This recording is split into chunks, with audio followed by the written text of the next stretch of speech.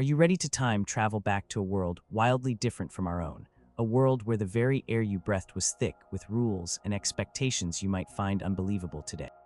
Can you imagine living in an age where your path in life, your dreams, and even your basic human rights were decided for you, not by your own choices, but by ancient beliefs and powerful institutions? Step into the year 1220. Number 15. Confinement to the domestic sphere. In the year 1220, the vast majority of women found their entire world confined to the four walls of their home, or perhaps the boundaries of their immediate village. This wasn't merely a practical arrangement. It was deeply rooted in the religious dogma of the time, which preached that a woman's natural place was within the household. The Church, drawing on interpretations of biblical texts and the writings of early Christian thinkers, heavily emphasized the role of woman as homemaker, mother, and keeper of the domestic hearth. Piety and virtue were often measured by her diligence in these tasks, her obedience to her husband, and her modesty within the private realm. Think about a young woman growing up in a peasant family. Her days from dawn till dusk would be filled with tasks directly related to the survival of her family unit. She would wake before the sun to tend to the fire, prepare the morning meal, perhaps grind grain by hand for bread. Her hands would be calloused from churning butter, spinning wool into yarn, weaving rough cloth for garments, and mending worn clothes. She would draw water from the well, tend to a small garden, and care for the family's animals, such as chickens or a pig. Childcare was an ever-present duty, with younger siblings or her own children demanding constant attention. These were not just chores, they were her entire existence, framed as her God-given purpose. For women in wealthier families, the setting might change, but the confinement remained. A noblewoman might oversee a large household, managing servants, organizing supplies, and ensuring the smooth operation of a vast estate. She would be responsible for the education of her daughters in domestic arts, and perhaps some literacy if her family was particularly enlightened. Yet her world was still largely inward-looking, defined by the boundaries of her castle or manor. She rarely, if ever, engaged in public life, trade, or governance. Influence was exerted subtly, through her husband or sons, never directly. The religious teachings reinforced this division of labor and space. Sermons in churches across Europe frequently reminded congregations that men were created for public life, for labor in the fields, for trade, for warfare, and for leadership, while women were designed for the home. This wasn't presented as a societal norm, but as a divine order, a reflection of God's will. To deviate from this was seen as unnatural, perhaps even sinful. A woman who sought to engage in public life, to express opinions outside the domestic sphere, or to pursue ambitions beyond marriage and motherhood, would be seen as challenging the established order, a challenge that was often viewed with suspicion and disapproval by both the church and society. This pervasive idea that a woman's existence was intrinsically tied to the domestic realm meant that opportunities for intellectual growth, for engaging with the wider world, or for developing skills outside of household management were severely limited. Her identity was almost entirely subsumed by her roles as wife, mother, and daughter within a family structure. Her value was often assessed by her ability to bear healthy children, particularly sons, and to maintain an orderly and pious household. Any aspirations beyond this narrow definition were not only discouraged, but actively suppressed by a cultural and religious system that saw them as a threat to the natural, God-ordained balance of society. This invisible wall, built brick by brick from dogma, effectively caged women within their homes, limiting their horizons and restricting their freedom to explore the world beyond. Number 14. Limited economic opportunities outside the home or specific guilds.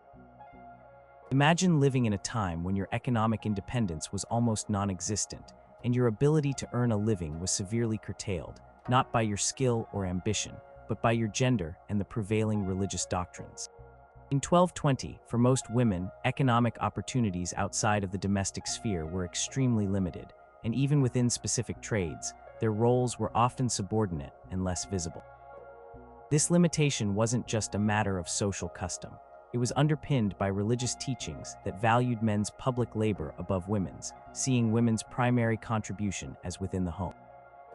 Dominant religious narrative of the time, heavily influenced by interpretations of the Bible and church fathers, reinforced the idea that men were the primary providers, destined to labor outside the home in the fields, workshops, and marketplaces. Women's work, while essential for the household economy, was often unpaid and considered part of their domestic duties, not a separate economic activity worthy of public recognition or significant remuneration.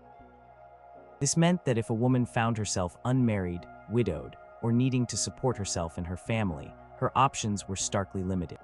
Many women, particularly in rural areas, worked alongside their families in agriculture, but their labor was often seen as supplementary to the man's. They would help with planting, harvesting, and animal care, but rarely owned land in their own right or participated in land sales without a male guardian or husband. Contribution, though vital, was frequently unacknowledged in official records or legal documents, reinforcing their subordinate economic status. In towns, some women did participate in various trades, but even here, their roles were often circumscribed. They might assist their husbands in a craft shop, perhaps grinding pigments for a painter, spinning yarn for a weaver, or preparing food for a baker. These were often family enterprises, where the wife's labor was an integral part of the business, yet the master of the shop was almost always the husband. If she was exceptionally skilled, she might be allowed to work in the shop, but her name would rarely appear on the signage or in the guild records as the principal artisan. Some specific guilds, particularly those related to textiles, brewing, or food production, did allow women to participate, often as spinners, brewsters, or bakers. However, even in these instances, women were rarely admitted to the highest ranks of the guilds as master craftswomen. They might work as journeywomen or apprentices, but the path to full mastery and independent business ownership was often blocked by guild rules that reflected broader societal biases, which were, in turn, justified by religious views on women's proper place. The idea that women were inherently less capable in public economic life, or that their primary focus should be on the family, was pervasive. Widows sometimes found a bit more autonomy. If a woman's husband died, she might be permitted to continue his trade, at least for a period, to support herself and her children. This was often seen as a temporary measure of necessity, rather than a recognition of her inherent right to economic independence. Even then, she might face pressure to remarry quickly, transferring the economic responsibility back to a male figure. The religious institutions themselves, particularly convents, offered an alternative for some women, allowing them to pursue intellectual and spiritual lives. However, these institutions, while offering some sanctuary from the strictures of marriage, were still largely self-contained and did not typically allow women to engage in the broader economy of the secular world. They might manage their own estates and produce goods, but their economic impact was generally internal to the religious order. This pervasive lack of economic freedom meant that a woman's survival and status were almost entirely dependent on a male relative, be it a father, husband, or brother. Without the ability to earn her own living independently, she was forced into positions of dependency, making her vulnerable and limiting her choices in life. This economic restriction was a powerful tool in maintaining the patriarchal structure of society, a structure heavily validated by the religious doctrines of the era, ensuring that women remained within their proper and submissive roles. Number 13. Suppression of female voices and intellectual contributions. Imagine a world where your thoughts, your insights, your very words were deemed less valuable, less authoritative, simply because you were born female. 1220, the suppression of female voices and intellectual contributions was deeply ingrained in society, bolstered by religious dogma that often portrayed women as intellectually inferior, more emotional, and less capable of profound thought or leadership. This wasn't merely a lack of opportunity, it was an active dismissal of women's potential as thinkers, scholars, and spiritual guides. Prevailing religious narrative, drawing from interpretations of Genesis and texts like the Pauline epistles, often presented woman as having been created after man, and as the one who led humanity into sin through temptation. This narrative fostered a perception of women as inherently weaker in intellect and moral fortitude, more susceptible to error, and therefore unfit for positions of authority or intellectual discourse. The very idea of a woman teaching a man, or publicly expounding on theological or philosophical matters, was seen as an inversion of the natural and divine order. Formal education was almost entirely denied to women. While noblewomen might learn to read and write for the practical management of a household, and some women in convents might receive a more extensive education in Latin and theology, the doors of universities, which were just beginning to flourish, were firmly shut to them. These institutions were exclusive male domains, focused on theology, law, and medicine, fields where women were explicitly excluded from participation as scholars or practitioners.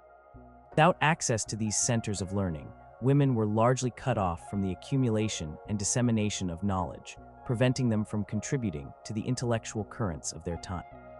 Even within the church, the most dominant intellectual institution, women's voices were silenced. They could not be priests, bishops, or theologians. While certain female mystics and saints, like Hildegard of Bingen, who had passed away just a few decades earlier, had gained renown for their visions and writings, they were often seen as exceptions, their authority stemming from direct divine inspiration rather than inherent intellectual merit or learned knowledge. Their influence was often carefully managed and framed by male ecclesiastics, ensuring their contributions did not challenge the broader patriarchal structure of the church. The prevailing attitude was that women should listen and learn from male spiritual authorities, not become them. Any woman who dared to express opinions contrary to accepted dogma or to challenge male authority faced severe censure. Her views could be dismissed as illogical, emotional, or even heretical. For instance, women who engaged in popular religious movements that were not sanctioned by the church might be viewed with suspicion, their spiritual fervor seen as a dangerous deviation rather than a legitimate form of piety.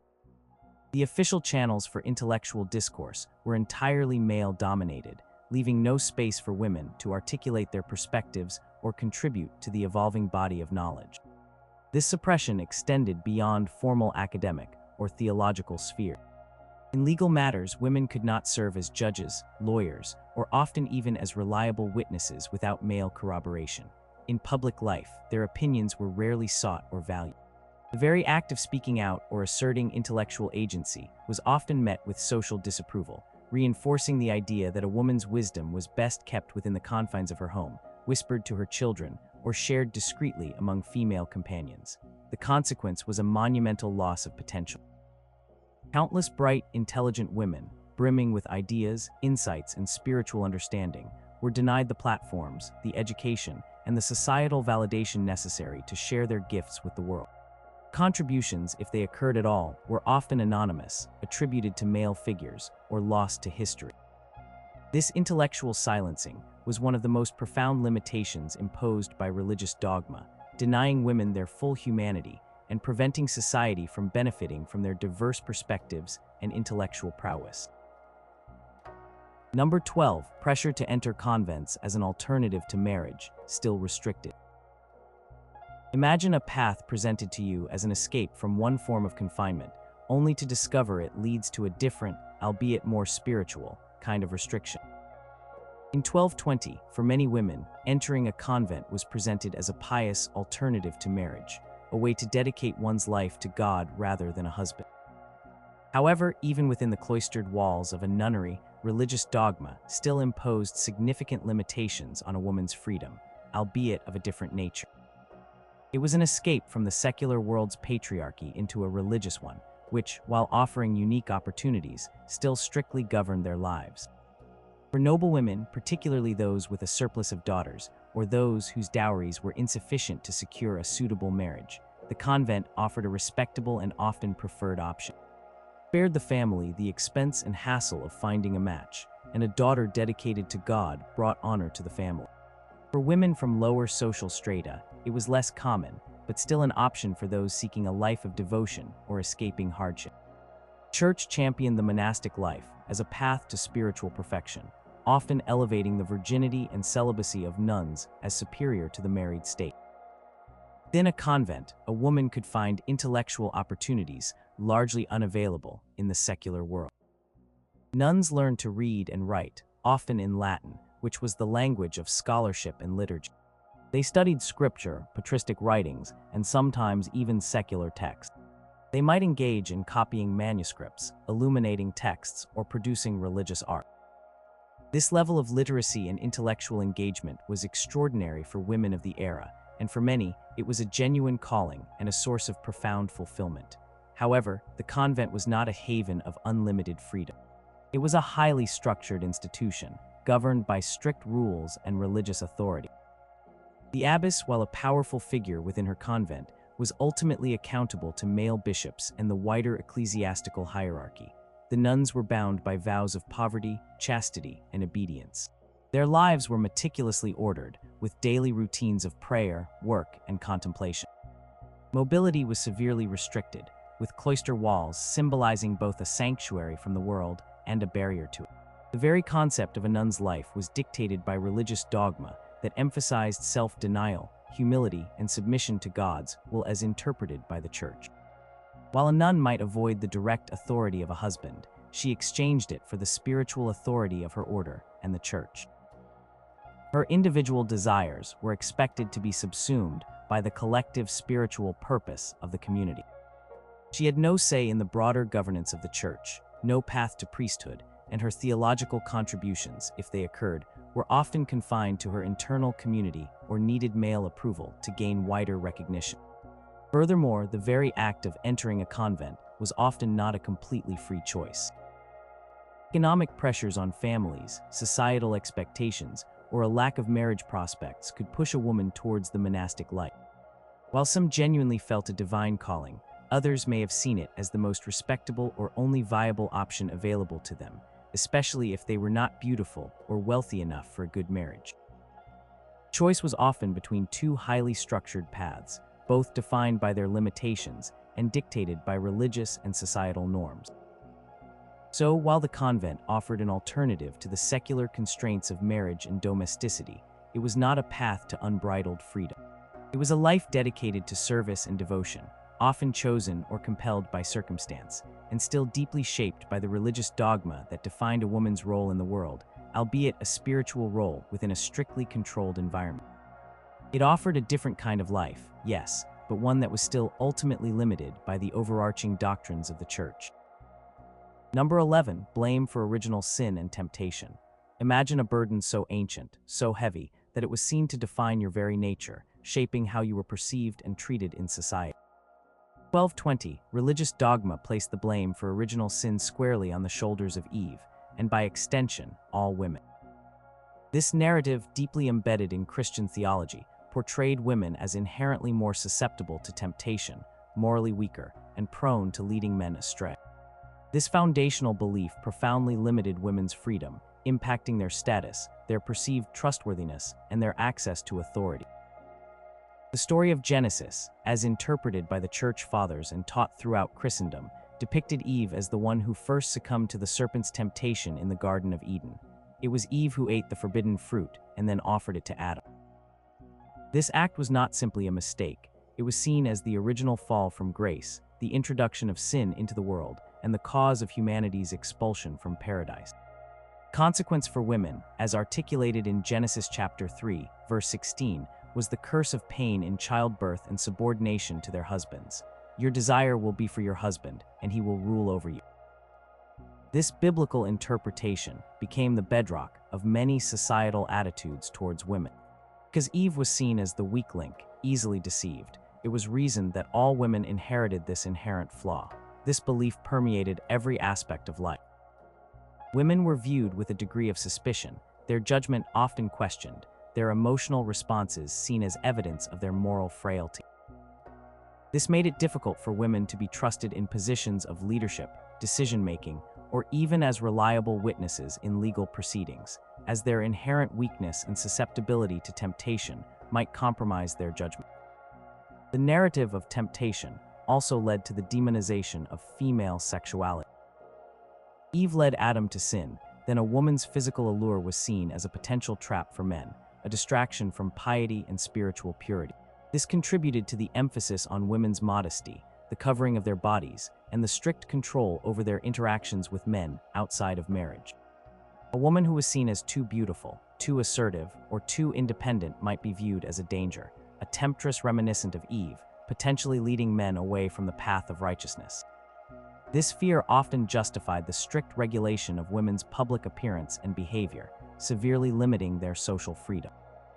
This pervasive blame also contributed to the idea that women needed to be guided and controlled by men for their own spiritual good and for the good of society. A man was seen as the rational, stronger partner, while a woman was the emotional, weaker one, in need of male protection and direction to avoid sin.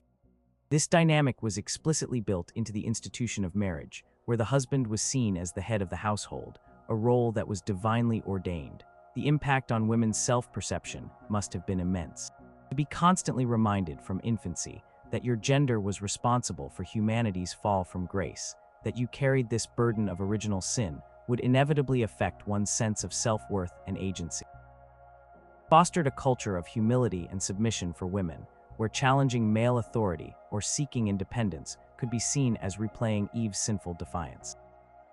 This ancient blame, woven into the very structure of religious thought, served as a powerful ideological tool to justify the subordinate status of women and restrict their freedom in profound and lasting ways. Number 10. Exclusion from legal and political participation. Imagine living in a society where you had no voice in the laws that governed your life, no right to hold public office, and no real standing in the courts of justice. 1220. Women were almost entirely excluded from legal and political participation, a limitation deeply reinforced by religious dogma that prescribed a hierarchical order of society with men at its apex. This exclusion meant women were essentially subjects, not citizens, with virtually no ability to shape the world beyond their immediate household. The legal systems of medieval Europe, whether based on Roman law, Germanic customs, or emerging common law, largely reflected a patriarchal structure that drew heavily from prevailing religious beliefs. The Church's teachings, which upheld the male as the head of the family and the primary actor in the public sphere, naturally dovetailed with legal frameworks that denied women public rights. The idea that women were inherently more fragile, emotional, and less rational, stemming from the narrative of Eve's temptation and the curse, was often cited as a reason for their exclusion from the weighty matters of law and governance. Women could not serve as judges, jurors, or lawyers in legal proceedings. Testimony in court was often considered less reliable than a man's, and in many cases, required male corroboration to be fully accepted. This meant that if a woman was a victim of crime or injustice, she was largely dependent on a male relative to represent her interests in the legal system. Her own voice in the courtroom was marginalized or silenced altogether, making it incredibly difficult for her to seek redress or defend herself effectively. Even matters concerning her own dowry or inheritance often required a male guardian or representative to navigate the complexities of property law. Politically, women were completely shut out. They could not hold public office, serve in town councils, or participate in the burgeoning parliaments or assemblies of the era. Even noblewomen, who might wield significant influence through their family connections or as regents for underage sons, did so indirectly. Power was derived from their male relatives, not from any inherent political right. The very concept of a female ruler in her own right, though it occasionally happened in exceptional circumstances, like a queen regnant, was often met with suspicion and was frequently justified only through the absence of male heirs, not as an ideal. The Church's own structure reinforced this exclusion. Women could not be ordained as priests, bishops, or popes. They could not sit in church councils or make theological decisions that affected the broader faithful. While some abbesses held significant spiritual and temporal power within their convents, this power was always subordinate to male ecclesiastical authority and did not translate into participation in the wider church governance. The spiritual authority of the church was vested in male hands, and this hierarchical structure was seen as a reflection of divine order, further justifying the exclusion of women from all forms of public authority. This comprehensive exclusion from legal and political life meant that women had no formal means to advocate for their own interests, to challenge discriminatory practices, or to contribute to the formation of society's rules. Their lives were governed by laws and policies made by men, often with their interests or the natural order of things being defined by male perspectives and religious interpretations. This fundamental lack of agency in the public sphere was a profound limitation on women's freedom, ensuring their continued subordination and dependence on male authority, both spiritual and secular. Number 9. Restrictions on divorce. Imagine being trapped in a marriage, even a miserable or abusive one, with virtually no legal or religious recourse to escape. 1220, the institution of marriage was considered a sacred, indissoluble sacrament by the Christian Church, a bond forged by God that no human authority could break. This religious dogma imposed incredibly severe restrictions on divorce, effectively trapping women in marriages, limiting their freedom to choose their partners, and severely impacting their autonomy over their own lives. The Church's teaching was clear and uncompromising. Marriage was a lifelong commitment, entered into freely by two individuals and blessed by God. Once solemnized, it could not be dissolved. This doctrine was rooted in interpretations of Jesus' teachings in the Gospels, which emphasized the permanence of the marital union. What God has joined together, let no one separate, was the guiding principle, and it was applied with an iron hand.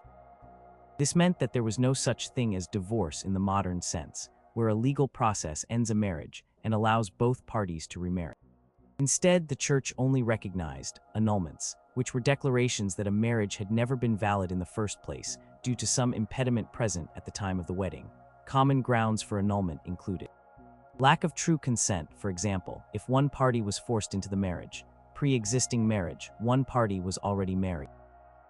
Consanguinity or affinity, the parties were too closely related by blood or marriage. Non-consummation of the marriage. One party being a cleric or having taken monastic vows before the marriage. However, obtaining an annulment was an incredibly difficult, expensive, and lengthy process, largely available only to the very wealthy and powerful. It required proving to ecclesiastical courts that a legitimate impediment existed at the time of the marriage, a challenging feat often requiring extensive testimony and documentation. For the vast majority of ordinary women, an annulment was simply not an option.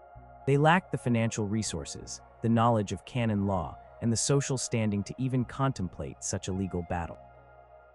Even if an annulment was granted, it simply declared the marriage never existed.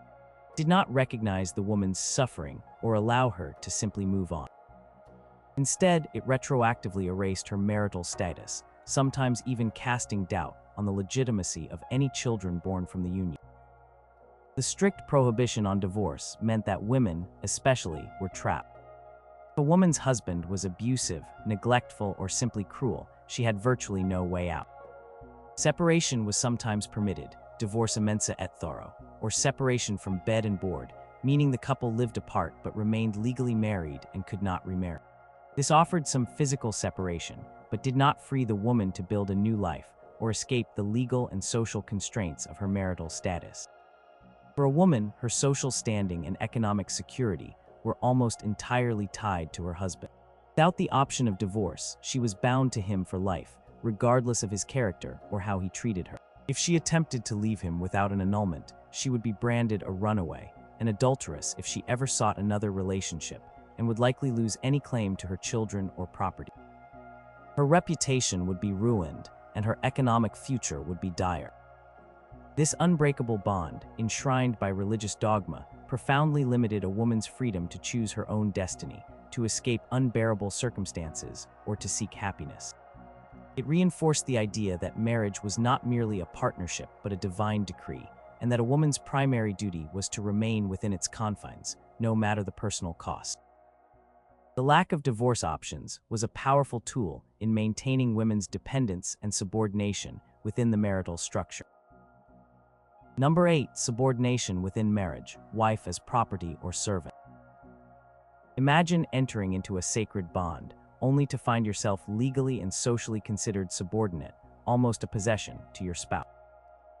1220, religious dogma profoundly shaped the institution of marriage, firmly establishing the husband as the head of the household and the wife as his subordinate, often treated as property or a servant rather than an equal partner. This interpretation, drawing heavily from scriptural passages and patristic writings, severely limited a woman's autonomy and freedom within her own home. Dominant Christian teaching of the era, articulated by theologians like Thomas Aquinas and codified in canon law, firmly placed the husband in a position of authority over his wife. Texts like Ephesians chapter 5, verse 22-24, which states, "Wives, submit yourselves to your own husbands as you do to the Lord. For the husband is the head of the wife as Christ is the head of the church," were interpreted literally and applied rigorously. This was not merely advice, it was seen as a divine mandate, a reflection of God's hierarchical order for the family and society. Within this framework, a wife's identity was largely subsumed by her husband's. Upon marriage, a woman often lost her independent legal standing. Any property she brought into the marriage, such as her dowry, typically came under her husband's control, even if legally it was considered her own. He had the right to manage it, and often to profit from it. Any wealth or property she might acquire during the marriage was generally considered his. She could not typically enter into contracts, incur debts, or represent herself in legal matters without her husband's consent or representation. Her legal personhood was often merged into his. Her obedience to her husband was seen as a paramount virtue, both for her spiritual well-being and for the orderly functioning of the household. Disobedience was not merely a domestic quarrel. It could be seen as a challenge to a divinely ordained order, almost akin to a sin. The husband had the right to discipline his wife, which in some interpretations extended to physical correction, provided it was not excessive. While legal codes and church teachings often condemned extreme violence, the underlying principle of the husband's authority, even his right to enforce that authority, remained largely unchallenged.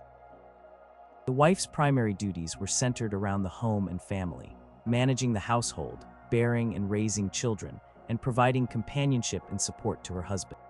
Her spiritual salvation was often linked to her fulfillment of these duties and her submission to her husband. She was seen as responsible for the domestic realm, while her husband was responsible for the public and economic affairs. This division of labor and authority, while presenting a complementary ideal in theory, often translated into a stark power imbalance in practice. The idea of the wife as property was less literal than in ancient Rome, but the practical implications were similar. She was often considered her husband's responsibility, his dependent, and subject to his will. Her body was seen as belonging to her husband for the purpose of procreation, and marital rape, for example, was not a recognized concept. Her labor within the home, while essential, was not typically seen as worthy of separate economic valuation, but rather as part of her wifely duties.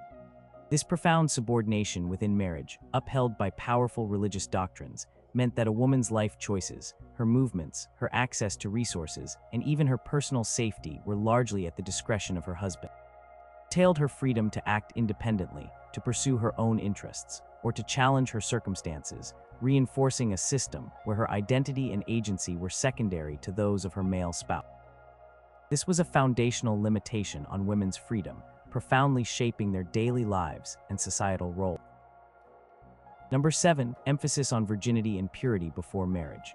Imagine a societal value placed upon you so intensely that your entire worth, your honor, and your future prospects hinged on a single physical state. In 1220, religious dogma placed an immense, almost suffocating, emphasis on a woman's virginity and purity before marriage.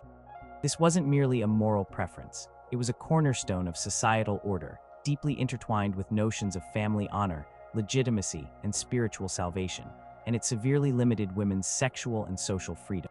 Christian Church, through its interpretations of Scripture and the writings of its theologians, upheld virginity as the highest state of purity for women, second only to that of a nun. For those destined for marriage, a woman's purity was considered essential. The concept of honor in medieval society was profoundly gendered. A family's honor was largely tied to the sexual purity of its women. Daughter's virginity was a precious asset, a symbol of the family's integrity, and a guarantee of the legitimacy of future heirs. This emphasis stemmed from several intertwined religious and social factors. Firstly, the purity of Mary, the mother of Jesus, as a virgin, elevated the ideal of female chastity. Secondly, the fear of original sin and the perception of women as inherently weaker and more susceptible to carnal temptation made strict control over female sexuality seem necessary for spiritual good. Thirdly, from a practical standpoint, the Church emphasized the procreative purpose of marriage and the need to ensure the legitimate lineage for inheritance, which relied on the certainty of paternity. A woman's virginity before marriage was the primary way to ensure this certainty. The consequences for women were profound. A young woman's entire upbringing was geared towards safeguarding her virginity. She would be carefully guarded, her interactions with men limited and supervised. Her reputation was incredibly fragile. Even a rumor of impropriety could ruin her marriage prospects and bring shame upon her family. This created immense pressure on women to conform to strict codes of conduct, dress, and demeanor, severely restricting their social interactions and personal freedom. If a woman lost her virginity before marriage, especially outside of an engagement, the repercussions could be catastrophic. She would be considered dishonored and might struggle to find a husband. A family might disown her to protect their reputation. In some areas, the penalties for premarital sex for women were severe, ranging from public shaming to legal punishments. If she became pregnant, she would face extreme stigma as an unwed mother, and her child would be considered illegitimate, often denied inheritance rights and facing social ostracism. The double standard was glaring. While premarital chastity was also idealized for men, the societal and religious condemnation for men who engaged in premarital sex was far less severe. A man's worth was not tied to his virginity in the same way, nor did it impact his family's honor or his future prospects as dramatically. Men were often given more leeway, while women bore the brunt of moral judgment and social consequences. This intense focus on female virginity before marriage turned a woman's body into a commodity, its value determined by its intactness, and its potential for legitimate procreation within a church-sanctioned union. Denied women agency over their own sexuality, imposing a rigid moral code that prioritized societal and religious control over personal freedom. The weight of this expectation was immense, a constant pressure shaping every aspect of a young woman's life and dictating her destiny in a world where purity was often valued above all else for a woman. Number 6, demonization of female sexuality, Eve's sin. Imagine a world where your very physical nature, particularly your capacity for desire and procreation, was viewed with suspicion as a potential source of sin and a pathway to spiritual downfall. 1220, religious dogma profoundly demonized female sexuality, viewing it as inherently dangerous and a primary cause of temptation and moral corruption. This deep-seated belief, largely stemming from the Eve narrative, had devastating consequences for women's freedom, leading to extreme control, repression, and a pervasive sense of guilt. The story of Eve in the Garden of Eden was not merely a historical account. It was a foundational theological explanation for humanity's fallen state, and women were squarely placed at the heart of this narrative. Eve was depicted as having succumbed to temptation, then actively leading Adam to sin, thereby introducing lust and disobedience into the world. This narrative led to the widespread belief that women were inherently more carnal, more susceptible to their passions, and thus more dangerous to men's spiritual purity. Church teachings and sermons frequently warned men against the seductive power of women. Women's bodies, their beauty, and their very existence were often portrayed as potential instruments of the devil, designed to lure men away from piety and towards sin. This perspective contributed to the monastic ideal of celibacy as the highest form of spiritual life, with marriage seen as a necessary evil for procreation, but inherently inferior due to its association with carnal desires. This demonization had direct and severe impacts on women's lives. It justified strict control over women's appearance, public behavior, and social interactions. Women were often encouraged or compelled to dress modestly, cover their hair, and avoid any display that might be considered provocative. Their public movements were restricted, and interactions with men outside of family circles were viewed with suspicion. The goal was to minimize any opportunity for temptation, placing the burden of moral responsibility for men's lust squarely on women's shoulders. The concept of marital rape, as we understand it today, was virtually non-existent. A woman's body was considered her husband's property for the purpose of procreation.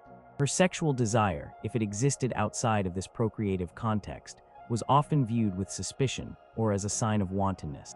The idea of female pleasure was rarely acknowledged, and if it was often framed within the context of temptation and sin. Women who did not conform to the rigid standards of chastity and modesty were severely punished, both socially and, in some cases, legally. Accusations of promiscuity, adultery, or even witchcraft, which, though more prevalent later, had roots in the demonization of female power and sexuality, could ruin a woman's life, leading to ostracization, public humiliation, or even death. A woman's physical appearance, her demeanor, and her social choices were constantly scrutinized through the lens of potential sin.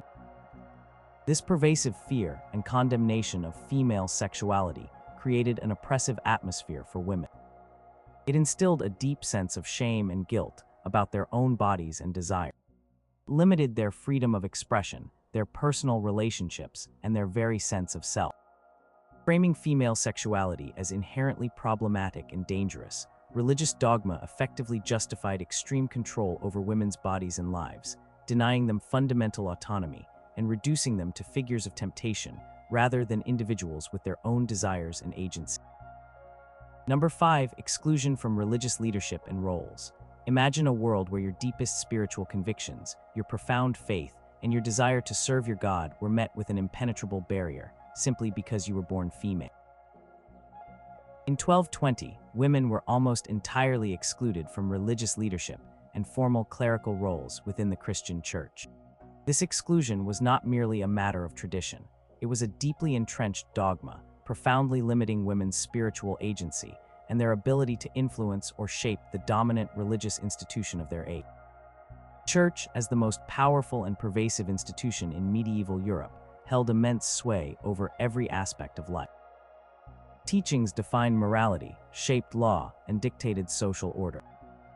To be excluded from its formal structures and leadership meant being cut off from the very heart of power and influence.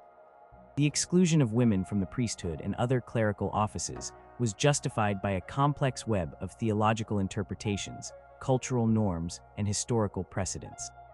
The primary argument for excluding women from priestly roles stemmed from the belief that only men could represent Christ at the altar, since Christ himself was male. This was often coupled with interpretations of biblical passages like those from Paul, which enjoined women to be silent in church and not to teach or have authority over men. These texts were understood to signify a divine order, where women were not meant to hold positions of spiritual authority over male congregants or to administer sacraments. This meant that women could not be ordained as priests, bishops, or cardinals, and certainly not the Pope. They could not celebrate the Mass, hear confessions, preach sermons in public churches, or administer most sacraments. They were largely relegated to a listening and receiving role within the Church, dependent on male clergy for spiritual guidance and the sacraments essential for salvation. This denied them direct access to the spiritual power and authority that came with clerical office. While women could serve in convents, taking vows as nuns, their roles were still subordinate to the male ecclesiastical hierarchy. An abbess, though powerful within her own community, was ultimately answerable to a bishop or other male superior. Nuns could not perform priestly functions, even within their own convents. Their spiritual authority was largely confined to their cloistered communities or expressed through mystical experiences, which were often viewed with a degree of suspicion and carefully monitored by male authorities. The impact on women's lives was immense. For women with profound spiritual inclinations, their avenues for expressing their faith and serving God were severely constrained. They could be devout worshippers, pious mothers, or dedicated nuns, but they could never be priests, never hold the spiritual authority that came with sacramental power. This reinforced their subordinate status, not just in society, but in the very eyes of God, as interpreted by the Church. This exclusion also limited women's intellectual and theological contributions. Since universities and centers of learning were primarily focused on training male clergy, women were largely cut off from formal theological education. Their interpretations of Scripture, their insights into divine mysteries, and their understanding of faith were rarely given public platforms or official recognition. The spiritual narratives and theological doctrines that shaped medieval society were almost exclusively formulated and disseminated by men, further solidifying a male-centric view of God and humanity. The inability to lead or directly participate in the very institution that defined so much of their lives was a monumental limitation on women's freedom and spiritual self-determination. Number 4. Restricted property rights. Imagine a world where the land your family owned, the wealth you inherited, or the possessions you brought into a marriage were not truly yours to control. In 1220, women's property rights were severely restricted by legal systems that were often influenced by religious dogma, which placed men at the head of the household and as the primary holders and managers of property. This limitation meant that women had very little economic independence and were largely dependent on male relatives for their financial security, significantly curtailing their freedom and agency. In medieval Europe, property ownership was not merely about wealth, it was about power, status, and control. land in particular was the foundation of society. However, women's ability to own, inherit, or manage property was heavily constrained by a concept known as coverture in some legal traditions, and similar principles in others, where a married woman's legal identity was subsumed by her husband's. Unmarried women, including spinsters and widows, there was generally more legal autonomy. An unmarried woman, a femme soul, could often inherit and hold property in her own name, enter into contracts, and engage in business. However, her unmarried status might make her vulnerable in a male-dominated society, and she might face pressure to marry, at which point her property rights would likely change. Upon marriage, a woman's property rights drastically diminished. Her dowry, which was her contribution to the marriage, technically remained hers, but came under the control of her husband.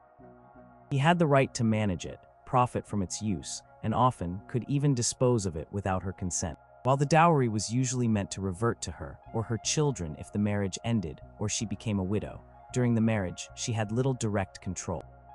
Any property she acquired after marriage, such as through her own labor or gifts, typically became her husband's.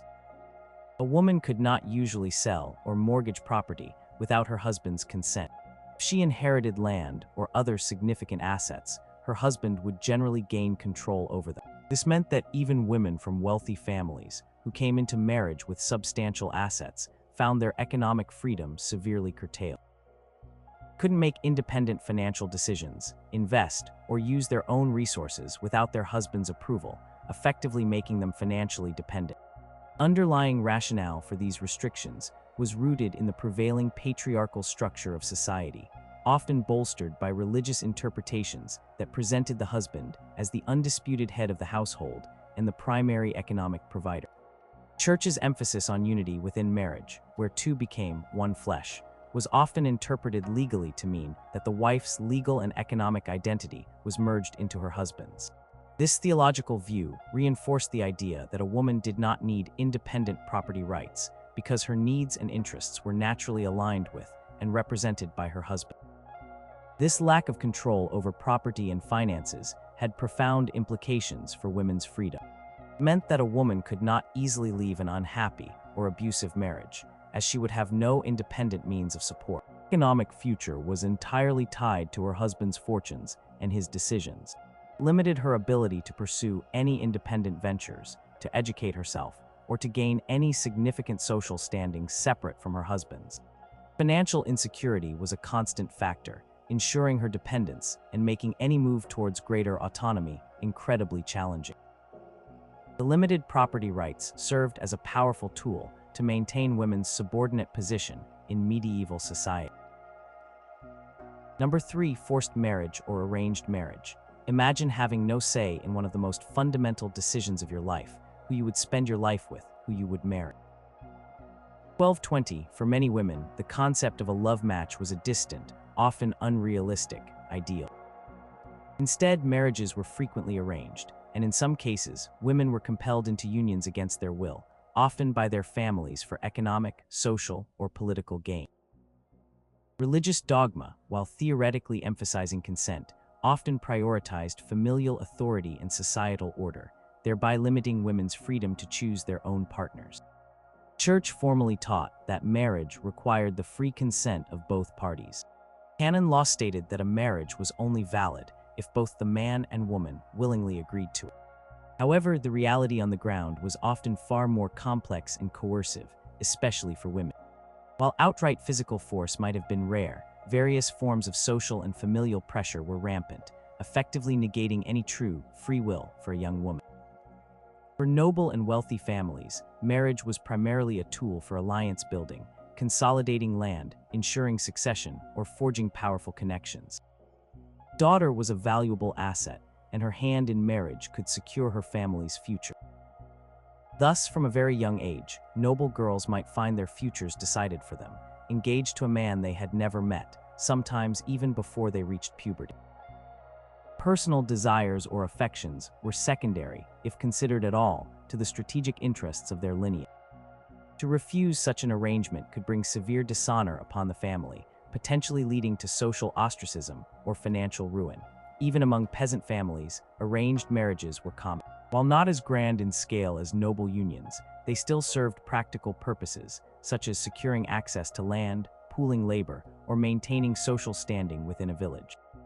Father would typically choose a husband for his daughter, based on the suitability of the match for the family's economic survival. A daughter's defiance could mean social isolation or a harsh economic future. Church, despite its formal teaching on consent, often upheld parental authority in practice.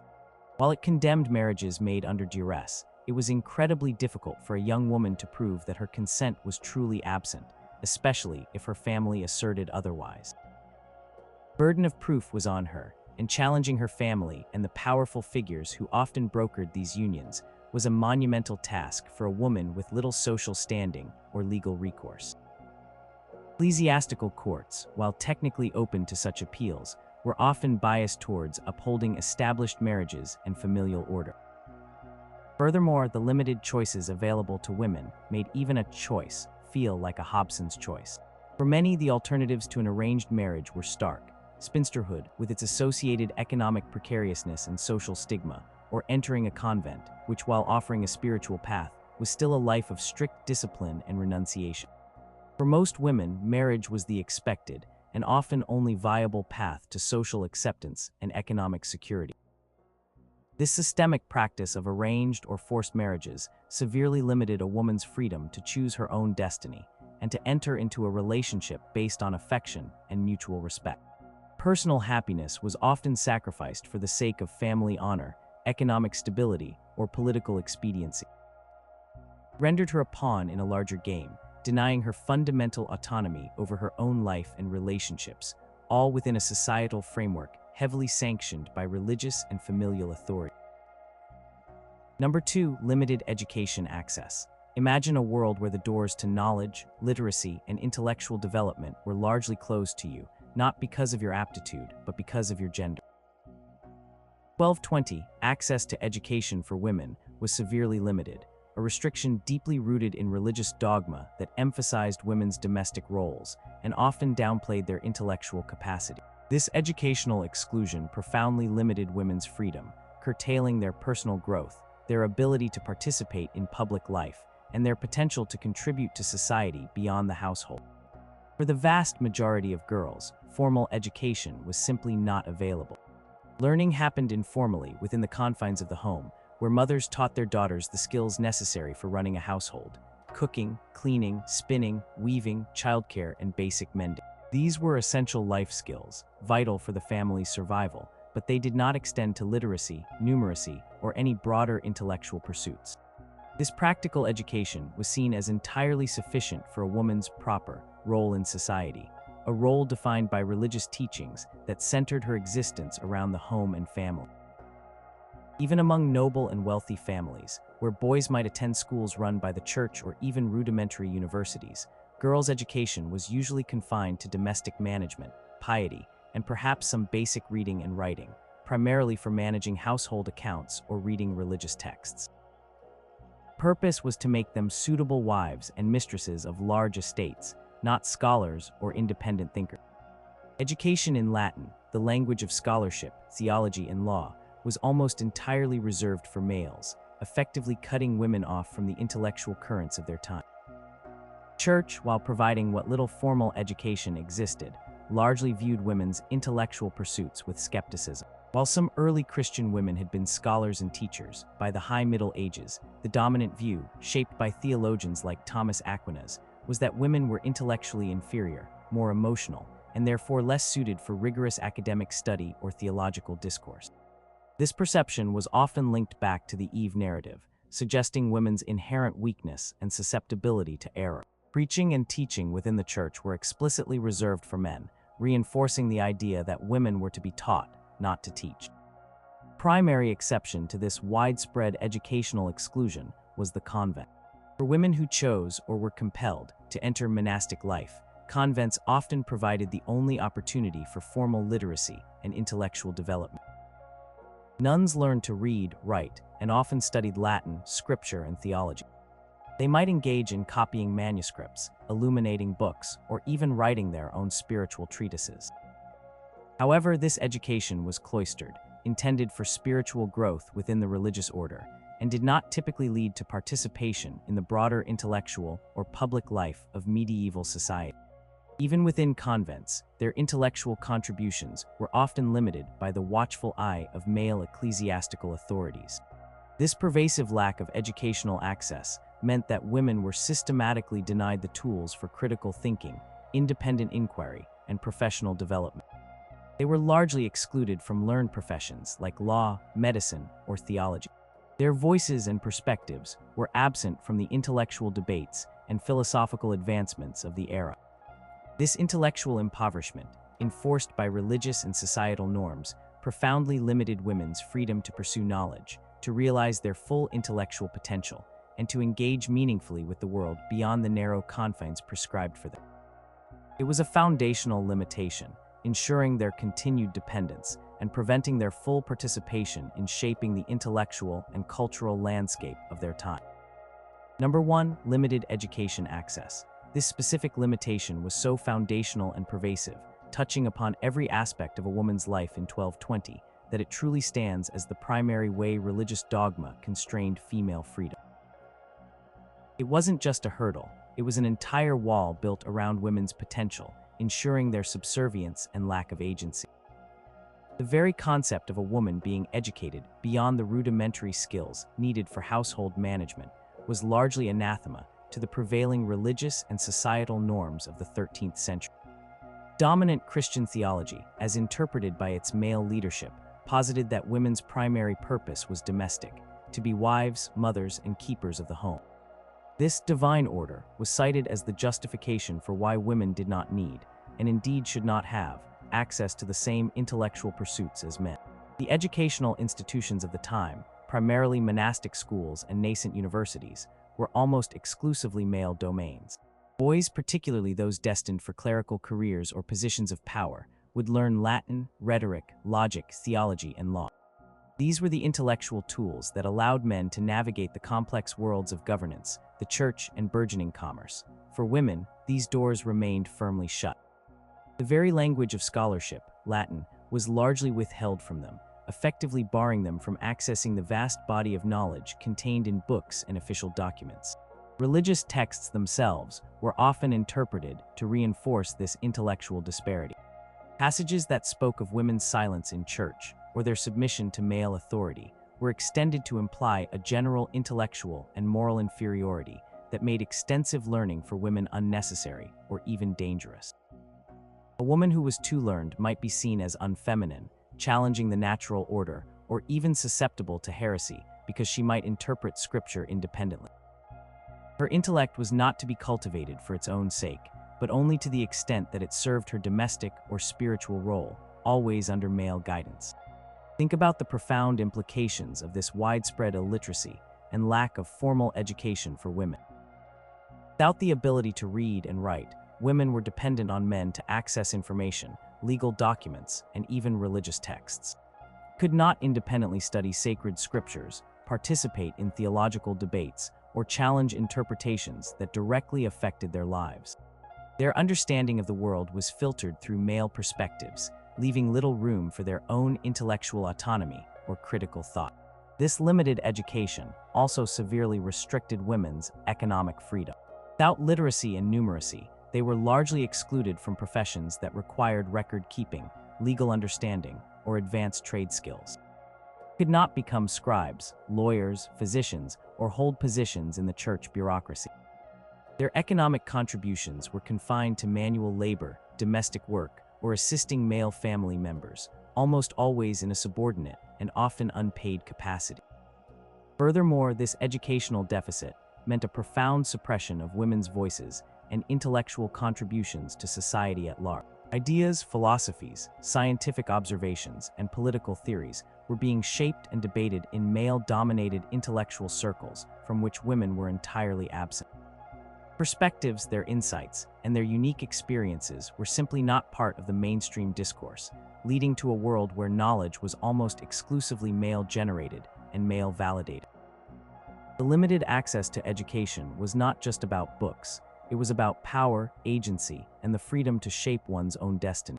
By denying women the tools of knowledge and critical thought, religious dogma, enforced by societal structures, effectively ensured their continued subordination and dependence, limiting their potential to contribute to society in ways that went beyond their prescribed domestic role. It was the most fundamental and pervasive limitation, underpinning and reinforcing almost every other restriction on women's freedom in 1220.